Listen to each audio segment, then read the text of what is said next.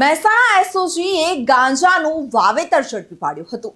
વડનગર પાસે આવેલ કરબટિયા ગામની સીમમાં ભીંડાવાળા આટામાં આવેલ પોતાના કબજા ભોગવટાના ખેતરમાં ગેરકાયદેસર રીતે ગાંજાનું વાવેતર કરતા હોય, જેના આધારે બે પંચો સાથે સદર જગ્યા પર રેડ કરતા સદરી જગ્યાએ ઈસમના ભોગવટાવાળા ખેતરમાં ગાંજાના છોડ 5 કિલો 450 ગ્રામ જેની કિંમત 54,500 સાથે મળી આવતા સદર ઈસમ વિરુદ્ધ એનડીપીએસ લગત કાર્યવાહી હાથ ધરી હતી.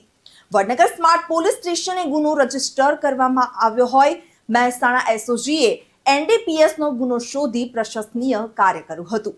રિપોર્ટર વસીમ મંસૂરી સાથે ચક્રવાત ન્યૂઝ વડનગર.